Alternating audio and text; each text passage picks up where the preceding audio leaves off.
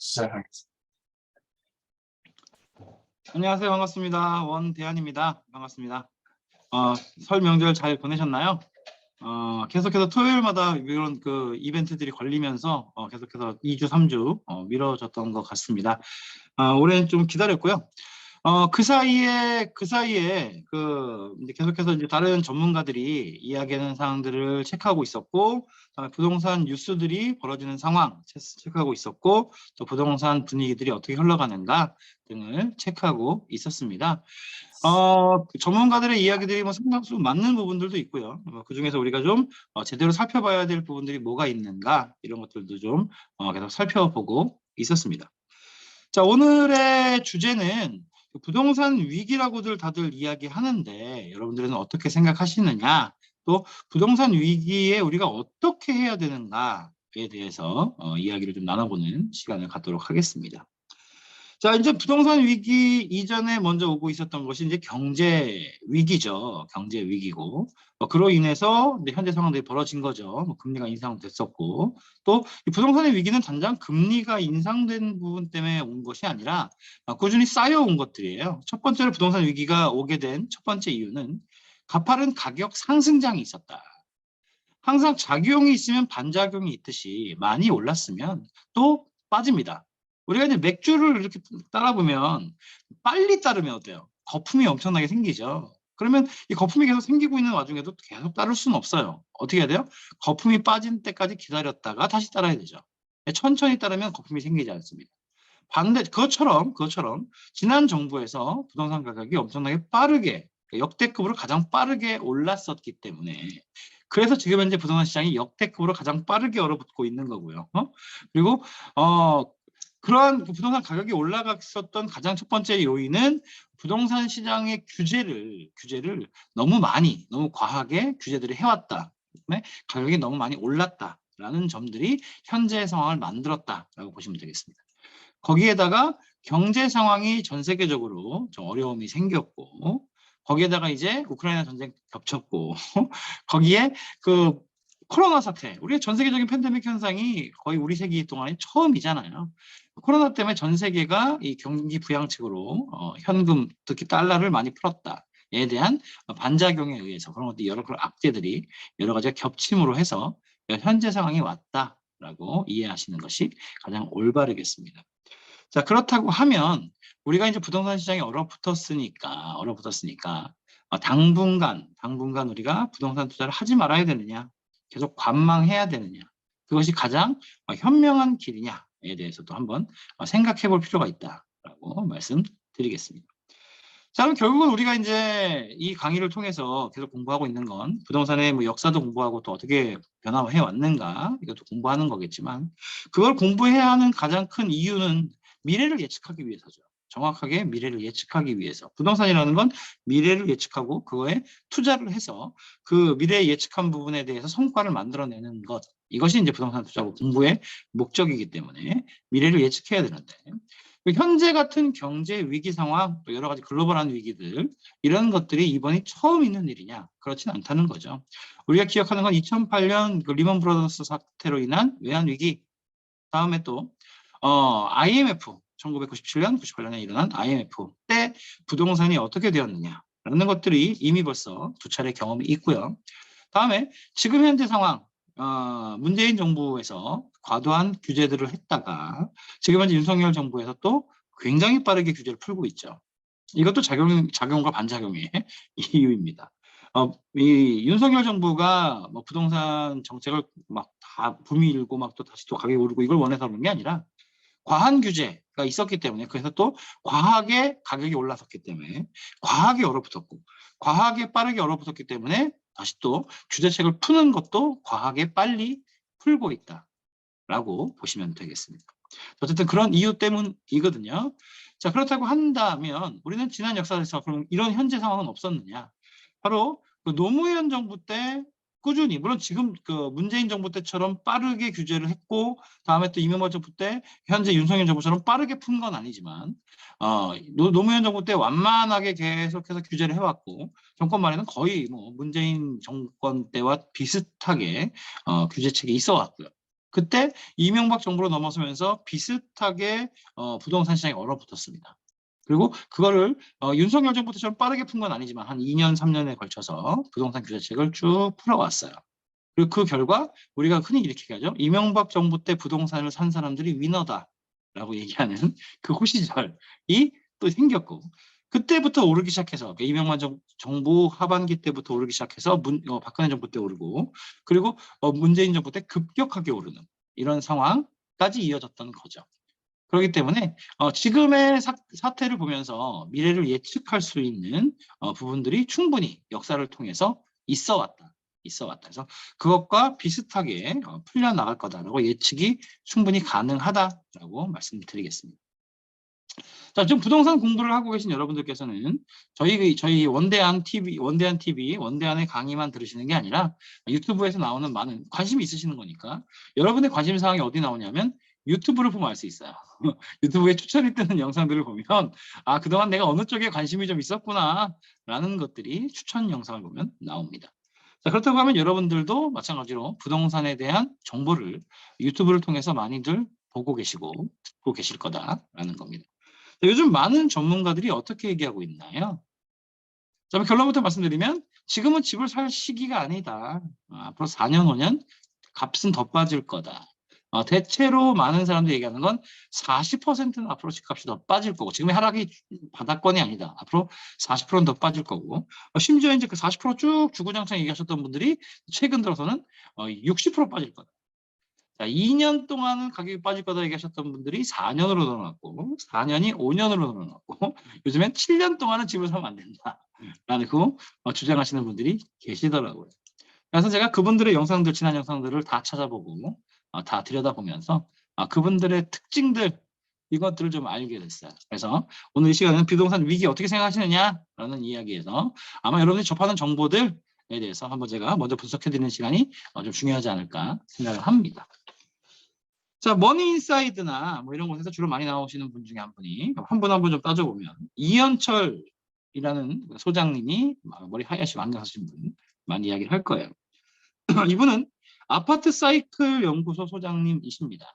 그 중에서 앞으로 가격이 하락할 것이다라고 얘기하는 분 중에는 가장 객관적으로 얘기하시는 분이라고 얘기할 수 있고, 또 이 사람은 늘 하락만 얘기하는 사람은 아니에요. 상승장에서는 상승을 이야기하고 하락장에서는 하락을 이야기합니다. 하지만 우리가 이 사람에 대해서 우리가 평가할 때 정확히 알아야 될 몇 가지 오류들은 존재합니다. 첫 번째 오류는 뭐냐면 이분은 아파트만 연구하시는 분이에요. 그렇다고 한다면 첫 번째, 전제를 부동산 가격에서 부동산 가격이 올라갈 것이냐 떨어질 것이냐 이렇게 얘기하면 안 되고, 아파트 가격이 올라갈 것이냐 떨어질 것이냐라고 얘기한다면 이분의 말이 상당수가 맞습니다. 아파트에 국한되어 있다. 자, 부동산이라는 건 종목이 아파트만 있지 않습니다. 다양한 종목들이 있고, 다양한 종목들은 오르고 내리는 시기가 조금 달라요. 다르고 타이밍도 조금 달라요. 그런 측면에서 아파트를 연구하는 부분에 대해서는 동의한다. 하지만 그 외에 부동산에 대해서는 동의할 수 없다라고 말씀드릴 수 있습니다. 두 번째는 시기인데, 이분이 2년 얘기하다가 4년 얘기하다가 현재 7년 얘기하거든요. 7년 동안 가격이 하락할 거다. 그다음에 40% 가격이 떨어질 거다 얘기하다가 최근에는 70%까지 가격이 떨어질 거다라고 얘기하고 계신 분이시거든요. 이 부분에 대해서는 동의할 수가 없습니다. 왜서 그러냐면 이분이 얘기하는 건 특정 지역의 특정 아파트를 얘기하는 것이 아니라 전체 시장을 얘기하고 있어요. 전체 시장을 얘기하고 있기 때문에 어디를 사더라도 올라가는 것, 또는 내가 보유하고 있는 아파트가 올라가는 것, 여러분이 살고 계신 아파트가 올라가는 것, 전국 어디 또는 뭐 수도권 전체를 놓고 이야기하고 있기 때문에 이 사람이 올라간다는 시점 4년 뒤, 뭐 7년 뒤 그 정도가 됐을 때 전체 서울의 시장이 이미 과열이 그때가 되려면 성장기나 회복기가 아니라 전국이 다 올라가려면 이미 과열이 돼야 돼요. 그래서 7년 정도 후에 과열기가 온다는 말에 동의합니다. 하지만 우리가 전국 부동산을 눈 감고 아무 데나 사는 게 아니잖아요. 노려보고 사기 때문에 분명 과열되기 전까지 성장기가 올 거고 확산기가 올 거고 그다음에 또 회복기가 옵니다. 그 시절부터 먼저 움직였기 때문에 회복이 된 거고, 또 먼저 풀리고 올라가는 게 있기 때문에 성장이 되는 거고, 먼저 올라가는 게 있기 때문에 확산이 되는 거기 때문에 이미 벌써 2년 전, 그러니까 지금부터 2년 뒤, 뭐 1년 뒤부터 움직이는 아파트는 존재한다는 거죠. 그렇기 때문에 여러분이 투자하는 건 어차피 한 채, 두 채를 투자하는 거기 때문에 7년 동안 기다리시면 이미 벌써 돈 벌 사람들은 다 벌고 빠져나왔다. 제가 이 이야기의 결론들을 쭉 한번 말씀드리겠지만 이 결론은 이겁니다. 뭐냐면 우리는 공부하는 이유가 먼저 움직이는 거를 먼저 찾아야 되고 다음에 부동산 시장이 얼어붙었을 때가 살 타임이고 우리는 부동산 시장이 이제 뜨기 시작하는 그 타임 또 과열되고 많은 사람이 확산돼서 전국 어디나 부동산이 이제 상승장으로 바뀌는 타임이 여러분이 부동산을 살 타임이 아니에요. 상승장으로 바뀌는 타임은 팔 타임이에요. 그만큼 매수자들이 많이 생겼기 때문에 부동산 가격이 오르는 거거든요. 공급보다 수요가 많기 때문에 오르는 거거든요. 그때 사는 게 아니라 많은 사람이 사자 하고 들어갈 때 나도 사자 하고 들어가면 바보입니다. 많은 사람이 사자 하고 들어가면 어떻게 해야 돼요? 그래 그럼 내 거 사줘 하고 팔아야죠. 그렇기 때문에 7년 뒤에 움직인다는 얘기는 많은 사람이 사자 하고 들어가는 시장이거든요. 이현철 소장이 이야기하는 부동산 이때 사세요. 상승장이 그때 옵니다. 라는 건 살 타임이 아니라 팔 타임이죠. 그렇기 때문에 4년 뒤에 가격이 올라가기 시작합니다. 또는 뭐 5년 뒤에 올라가기 시작합니다. 7년 뒤에 올라가기 시작합니다는 상승장을 이야기하는 것이고 그때는 팔타임이라는 거죠. 그럼 사자마자 6개월 안에 파나요? 뭐 1년 뒤에 파나요? 2년 뒤에 파나요? 시세 차익이라는 건 반드시 시세가 반영돼야 되기 때문에 시간이 지나가야 됩니다. 그래서 최소 2년 아니면 3년에서 4년 그렇기 때문에 그걸 바라보고 살 타임을 잡아야 되는 거죠. 그렇기 때문에 이현철 소장이 얘기하는 시점은 맞지 않다. 그때는 팔타임이지 살 타임이 아니다. 다시 한번 정리하자면 아파트에 국한되어 있다. 아파트에 국한되어 있는 얘기다. 다음에 전국적인 장을 이야기하는 것이다. 그리고 이 사람이 얘기하는 상승장은 살 타임이 아니라 팔 타임이다. 라는 것입니다. 아파트 말고 다른 종목들은 아파트는 왜냐하면 인구수에 얘는 많이 졌잖아요. 대한민국 아파트 공화국이잖아요. 그렇기 때문에 예전만큼 회복 시간이 좀 더딘 이유는 아파트가 많이 지어져 공급이 많고 이렇기 때문에 수요는 점점 줄고 있는데 인구수가 빠르게 빠지고 있으니까 이래서 회복 텀이 좀 길어졌다라고 이해하시면 될 것 같습니다. 자, 다음에 이제 머니인사이드라는 사이트인데 이 유튜브 채널입니다. 그 채널에서 주로 요즘 부동산을 많이 부동산의 전망을 안 좋게 이야기하고 있어요. 자, 그런데 부동산이 앞으로 가격이 빠질 거다, 부동산 시장이 떨어질 거다라고 많이 이야기하시는 분들 중에 두 가지가 있습니다. 뭐냐면 순수하게 그냥 현재 상황이 이렇다 저렇다라고 이야기하시는 분들도 계시겠지만 목적이 있다는 거죠. 목적. 그 두 가지 목적이 있다고 봐요. 첫 번째 목적은 주식을 주로 다루는 사람들 또는 주식을 주로 다루는 채널입니다. 어차피 주식이나 부동산은 여유 자금으로 가져가는 거기 때문에 주식의 비율이 늘면 부동산 투자를 할 수 있는 비율이 줄어듭니다. 그리고 부동산에 들어가는 돈이 많으면 주식에 들어가는 돈이 줄어요. 결국 시장은 하나인데 나눠 먹는 사람이 둘이라는 거죠. 주식을 나눠 먹는 사람과 부동산을 나눠 먹는 사람.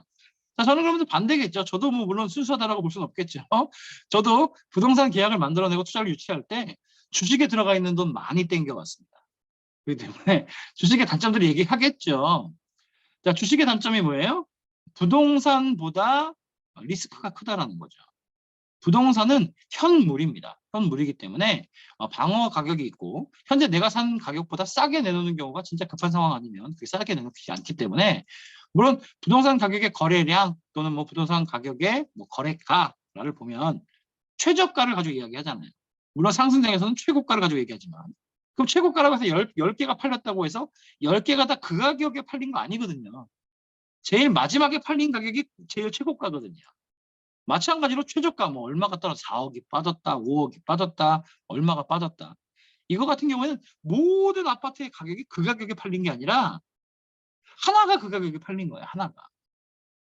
그러면 이 하나가 팔린 그 가격은 정말로 내가 돈이 급해서 워낙에 안 팔리니까 내가 뭐 여러 가지 사정이 있겠죠.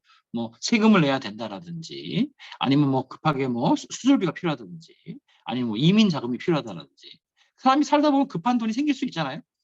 그래서 그 가격에 금매로 내놓거나 근데 그 금매로 내놓은 건 그렇게 많은 낙폭이 여러분 같으면 상식적으로 생각해 보세요. 내 집을 4억 5억 아무리 돈이 급해도 4억 5억 뭐 6억 하락해서 여러분 파시겠어요? 아니거든요. 그만큼 떨어진 건 대부분 다 증여입니다. 증여. 증여를 하는데 가족 간의 거래, 친척 간의 거래인데 증여세를 낮추기 위해서, 세금을 낮추기 위해서 신고가를 최대한 낮춘 거예요. 근데 그게 실거래가다. 이렇게 얘기하는 건 오류가 있겠죠. 오류가 있겠죠. 그 부동산 가격은 대체로 방어선이 생겨요. 방어선이 생기고 지금 현재 최악의 상황으로 부동산 가격이 폭락합니다. 얘기하는 사람도 거의 대다수는 40% 가격이 빠진다. 그러니까 내가 100% 가격 중 현재 가격이 100이라면 그중에 40%가 빠진다라는 거죠. 그죠? 그렇게 얘기하는데 주식 같은 경우는 어떠세요? 주변에 주식하시는 분들 많죠.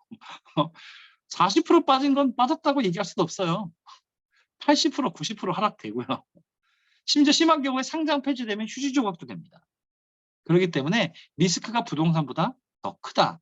그다음에 부동산은 최저가를 가지고 얘기하기 때문에 많은 사람들이 그만큼 가격이 빠진 게 아닌데 주식은 예를 들어 반토막 났다고 쳐요. 50% 빠졌어요. 그 주식을 보유한 모든 사람이 50%다 빠진 겁니다. 그렇기 때문에 리스크가 더 큰 거죠. 그죠? 그래서 저는 그런 점들을 가지고 좀 더 안전자산인 부동산으로 오세요라고 얘기한 건데 대부분 주식과 부동산이 이렇게 붙으면 여유자금이 생기면 최종적으로는 부동산이에요. 많은 그 자산가들을 보면 이 자산의 비율 중에 제일 큰 절반 이상 60%를 보유하고 있는 자산이 부동산 자산입니다. 그리고 대부분 20% 정도가 주식에 들어가 있죠. 그런데 지금 주식하시는 분들, 주식 전문가들이 신났죠. 부동산이 하락장이기 때문에 사람들이 부동산을 던지고 있고 현금을 보유하고 있고. 그러니까 현금 갖고 계시지 마시고 주식에 들어오세요. 주식에 봅니다. 부동산 이제 안 돼요. 부동산 큰일 났습니다. 주식으로 들어오세요. 라는 방송이 대부분이에요. 그게 머니 인사이드라고 볼 수 있고요. 그 중에서도 머니 인사이드에 가장 많이 출연하시는 분이 이종우 센터장님이신데 보시면 뭐 부동산의 전문가처럼 막 이야기합니다. 근데 전문가의 눈에서 바라보면 부동산 시장을 전체적인 큰 흐름으로만 보셨고 그분이 부동산을 여러 가지로 투자를 다양하게 해보고 부동산 투자 상담을 해본 분이 아니라는 걸 금방 알 수 있어요. 그분이 막 얘기하는 걸 처음 얘기하는 것들은 부동산 시장 앞으로 큰일 났다. 앞으로 난리 난다. 라는 영상들이 올라오고 난 이후에 그 다음 나오는 수정 영상들이 어떤 거예요? 현재 상승 투자할 때가 많다. 투자 종목이 탑 25개. 25개로 올라갈 종목을 내가 찝어줄게. 그리고 이 부동산이 앞으로 여기로 이런 데가 난리 돈의 축제가 벌어진다. 보세요. 얼마나 자극적인 제목인지 보세요. 얼마 전까지 경제가 큰일 났다. 부동산이 크게 하락할 것이다. 난리 났다라고 얘기하셨던 분이 뭐라고 얘기합니까? 현재 경제 위기를 얘기하셨던 분이 곧 돈의 축제가 벌어진다. 그런 종목을 알려줄게. 라는 영상들이 나오고 있다는 거죠. 그런 걸 보므로 해서 이분들의 목적이 있구나. 부동산을 앞으로 전망이 안 좋다라고 얘기하는 것에 목적이 있구나. 바로 주식으로 땡기기 위함이다. 라고 이야기할 수 있습니다. 다음에 교수분들이 계세요. 교수분들. 그 한문도 교수님, 그다음에 김여기 교수님, 대학교 교수님들이신데 경제학과 교수님들이신데 이분들도 두 가지. 먼저 주식을 이야기. 김여기 교수님은 주식 전문가고요. 주식으로 앞으로 돈 벌 수 있는 기회들이 얼마큼 또 있다. 그러니까 부동산이 떨어진다만 보지 마시고 그 강의를 하시는 분들의 다른 영상들 한번 쭉 살펴보세요. 그럼 목적이 보입니다. 김여기 교수님은 이제 주식으로 이렇게 또 끌어 하시는 분이신 것 같고. 다음에 주식 외에 또 부동산을 까시는 분들이 또 있어요. 뭐냐면 그 정치권에 연관되신 분들, 그 정치적 목적을 가지고 계신 분들이 계십니다. 자, 그분들 같은 경우에는 그분들이 꿈꾸는 세상은 어떤 세상이냐? 열심히 내가 돈을 저축해서 저축으로 내 집 마련을 하는 세상을 꿈꾸십니다. 그러다 보니까 집값이 더 떨어져야 된다고 주장을 하시는 거죠. 자, 지금 현재 사실 그 아파트 가격이 10억 이상, 15억, 20억까지 우리 달려갔었지 않습니까? 거의. 서울에 애지간한 문재인 정부 때는 20억 정도는 있어야 서울에 30평대 아파트를 살 수 있는 평균이 그렇게 올라갔었죠. 자, 그 정도 가격이 되면 우리 서민들이 저축으로 돈을 모아서 집을 살 수가 없습니다. 평생을 열심히 모아도 내 집 마련이 안 돼요. 그래서 여러분도 어떻게 생각하시나요? 저축으로 돈을 모아서 내 집 마련을 할 수 있는 세상, 이 세상이 좋으세요? 아니면 부동산 가격이 이렇게 계속 좋은 투자처로 올라가는 것이 좋으세요? 저는 뭐 물론 인생을 살아보진 않았습니다만 예전 이집트의 피라미드 짓던 시대나 1000년 전이나 3000년 전이나 지금이나 월급을 받아서 또는 내가 어떤 사업체를 운영해서 그거를 돈을 모아서 바로 집을 마련할 수 있는 이런 세상은 단 한 차례도 없었다라고 봅니다. 그러면 공산주의 국가, 뭐 북한이나 중국 이런 데는 그러면 열심히 저축해서 내 집 마련 가능한가요? 물론 뭐 공산주의에서는 뭐 집도 다 준다고 합니다만, 그러면 여러분들이 평양을 살고 싶어, 평양에 좋은 자리 살고 싶어, 그렇다고 해서 그럼 나 평양 살게요. 그럼 평양 사세요. 이런가요? 그러지 않습니다. 그러지 않습니다. 빈부의 격차는 늘 있어 왔고요. 늘 있어 왔고 평범하게 그냥 저축만 해서 내 집 마련을 할 수 있는 세상은 단 한 차례도 존재하지 않았고 앞으로도 그렇습니다. 자, 그러면 정치적 목적을 가지고 집값을 하락하고자 하는 사람들, 그것들을 부는 붐을 만들어서, 여론을 만들어서 전체 시장을 그렇게 만들어 가보자 라고 하는 사람들이 꿈꾸는 세상이 과연 올까요? 자, 보세요. 집값이 지금보다 하락한다고 칩시다. 왜 윤석열 정부에서 왜 그러면 규제를 막 갑자기 풀고 있고 막 이러고 있는 상황이냐? 집값을 하락하는 게 국가 경제에 결코 도움이 되지 않기 때문에 그래요. 제가 그 세운지구 얘기를 늘, 왜냐면 지금 현재 서울 4대문 안에서 항상 서울 전체를 봐서 가장 큰 규모의 대규모 개발이기 때문에 세운지구 예를 듭니다만, 세운지구가 지금 현재 청계산과 진양산과 대림산과 뭐 이런 라인, 이 라인이 1967년에 지어진 건데, 이 1967년에 지어진 이거를 허물고 다음에 그 주변으로 8개의 블록으로 해서 초고층으로 녹지 비율도 높으면서 그러면서 쇼핑, 주차 편리하게 하면서 대한민국의 랜드마크로 짓고 있단 말이에요. 누가 봐도 뭐 그림 보면 정말 와 아름답다. 대한민국의 랜드마크라고 불릴만 하다 싶거든요. 그런데 그 전체 예산을 서울시에서 다 하는 게 아닙니다. 서울시 예산은 세운산과 진양산과 청계산과 대림산과 라인에 거기를 다 밀어내고 녹지를 만들고 그 지하에 쇼핑몰 만들고 그 밑에 주차장을 만드는 것까지가 서울시 예산이에요. 그러면 민간이 안 들어가면 길게 그냥 녹지 만들고 끝이에요. 그런데 그 좌우로 초고층 빌딩 만들면서 녹지 만드는 건 전부 다 민간 개발 영역이에요. 그런데 그 민간 개발이 전체 자기가 다 건설사의 돈으로 시행사의 돈으로 100%를 다 집어넣느냐? 그렇지 않습니다. PF를 일으키죠. 지금 현재 부동산 건설 경기가 나빠지면 뭐가 문제래요? PF 때문에 은행권이 무너지죠. 은행권이 무너지면 대한민국 산업 전반으로, 경제 전반으로 악영향이 심하게 가기 때문에 IMF보다 더 심각한 상황이 온다라는 얘기 아니겠어요? 마찬가지로 세운 주변으로 옆으로 쭉 해서 민간 개발되는 것이 은행권의 대출, PF가 일으켜지는데 그 PF도 전체 건물을 다 만들 때까지의 돈이 아니에요. 땅을 매입하고 처음에 터 잡게 하고 처음 공사가 시작되는 것까지의 돈이에요. 그리고 나면 분양을 다 만들고 나서 후분양으로 하는 게 아니라 먼저 분양을 하죠. 펜스 치자마자 분양을 들어갑니다. 분양하면 여러분들 분양 받아보시는 분은 아시겠지만 계약금 10% 내고요. 다음에 나머지는 중도금은 은행에서 대출을 해줘요. 집단 대출을 하죠. 자서라고 이야기하는데 1차 중도금 들어가고 2차 중도금 들어가고 해서 총 완성될 때까지 6차 중도금 60%까지의 금액이 들어간단 말이에요. 그럼 계약금과 60% 중도금에서 70% 금액이 들어가죠. 그 금액까지가 건물이 다 만들어지는데 필요한 돈이에요. 그리고 70%가 분양이 되고 나야 나머지 30%가 시행사의 이윤이에요. 이윤. 그래서 시행사가 한 30% 가져간다라고 보시면 돼요. 근데 참고로 현재 상황은 부동산 시장이 완전히 얼어붙었기 때문에 시행사의 세금주게 만들어지는 이 시행사의 몫이 30%로 잡는 게 아니라 분양가를 30%로 잡는 게 아니라 10%로 잡습니다. 10%라도 이득을 보면 다행이다라는 거죠. 그러니까 그만큼 20%를 싸게 살 수 있는 기회라고 보시면 되겠습니다. 자, 어쨌든 이렇게 돌아가는 게 부동산 시장이에요. 그러니까 대부분 지금 가격이 떨어져야 된다고 주장하시는 분들, 정치적 목적을 가지고 주장하셨던 분들이 김현미 장관일 때 문재인 정부 하에서 뭐라고 얘기했냐면 왜 선분양을 하느냐, 다 만들고 후분양을 해라. 그러면 하자도 없고 물건 잘 보고 내가 호시를 사니까 후분양을 하면 되지 왜 선분양을 하냐 라고 얘기하시는 분들은 부동산을 1도 모르시는 거예요. 그냥 부동산을 숫자로만 보시고 집의 수가 많네, 인구수는 주네, 가격이 하락하겠네 라고 되게 단편적으로 얘기하시는 분들이에요. 이렇게 단편적으로 얘기하셨던 분들이 뭐라고 얘기해요? 월급을 모은 것만 가지고 내 집 마련이 안 되는 시절이니 이건 잘못됐다. 가격이 더 많이 떨어져야 된다라고 얘기하는 거예요. 그러니까 이것도 되게 단편적이다. 2차원적이다. 3차원의 세상에서 2차원을 얘기하고 있다. 인구수가 주네? 지배수가 많네? 가격이 하락하겠네. 이렇게 단편적으로 얘기하는 거하고 똑같은 거예요. 그러다 보니까 자, 그들이 원하는 세상처럼 부동산 가격이 앞으로 10분의 1로 떨어진다고 볼게요.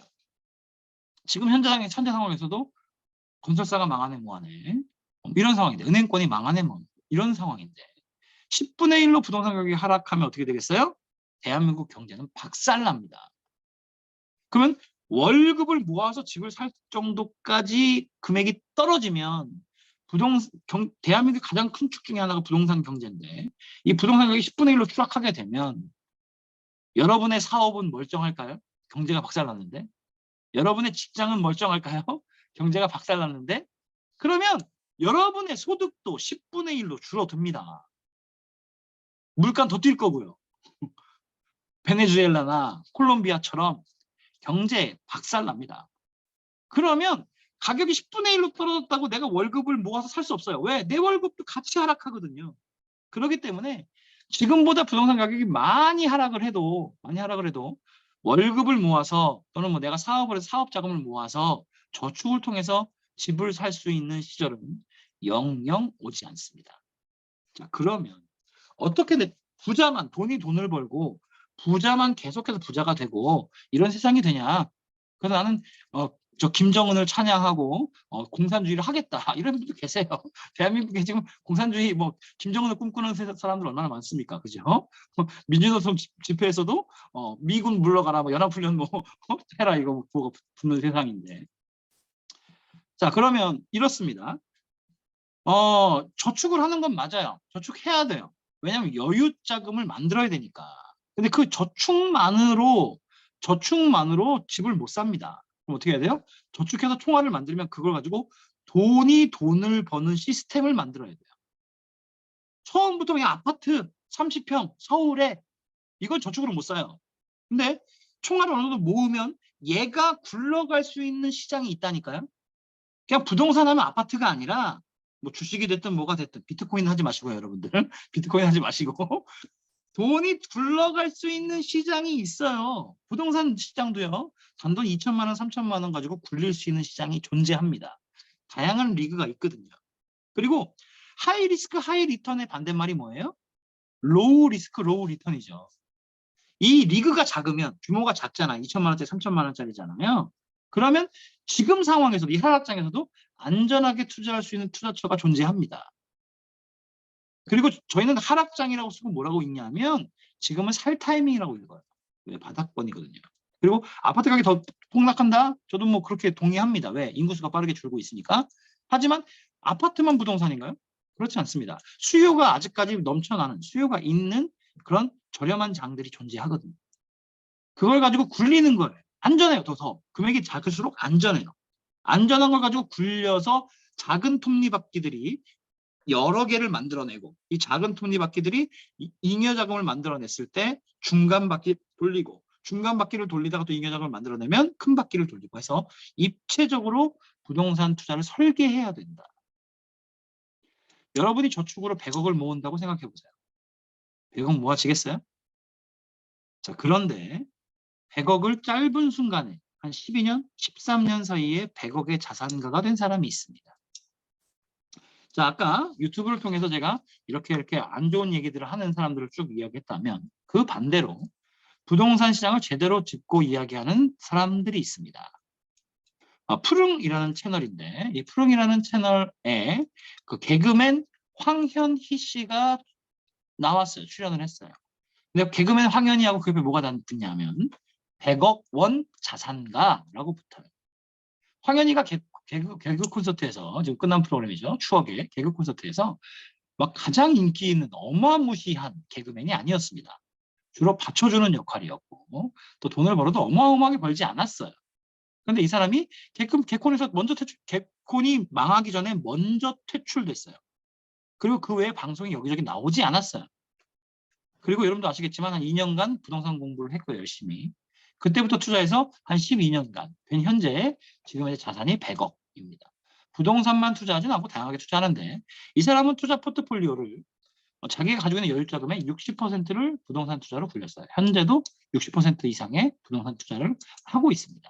그래서 100억대 자산가인데 그 사람이 뭐라고 얘기하느냐. 저는 하락기에, 현재 상황이죠.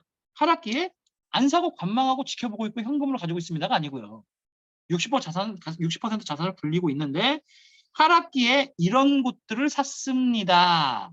라는 영상이 있습니다. 부롱 채널에 개그맨 황현이 100억 자산가, 저는 하락기에 이런 곳들을 샀습니다. 이게 찐 투자자들이에요. 이게 찐. 자, 하락장이고 상승장이고, 상승장이면 사야 되고 하락장이면 팔아야 되고, 이게 아니고요. 하락장에도 살 종목이 있고요. 하락장은 하락장에 살 종목이 있는 거고, 상승장에는 상승장에 사야 될 종목이 있어요. 하락장에 팔아야 될 종목이 있고요. 상승장에 팔아야 될 종목이 있어요. 그걸 가지고 있는 게 진짜 투자자들이다 라고 보시면 됩니다. 예를 들어 지금 부동산 투자자들 얼마나 많고 돈 가진 사람 얼마나 많아요. 그 사람들이 하락장에 다 던졌다 그러면요. 이미 부동산에 매물이 넘쳐나요. 하락장인데 어때요? 매물이 있어요, 없어요? 없어요. 매물이 없습니다.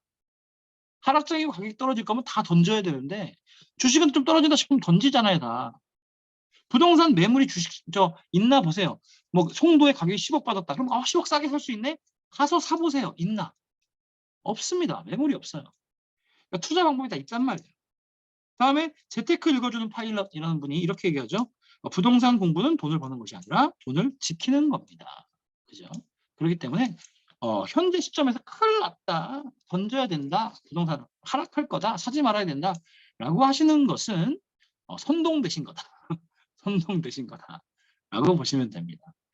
자, 그래서 저희는 지금 현재도 저렴한 돈으로 또는 조금 있는 자산으로 어떻게 투자를 해야 되고 어디에다 투자해야 되는가에 대한 정보들을 계속해서 드리고 있습니다.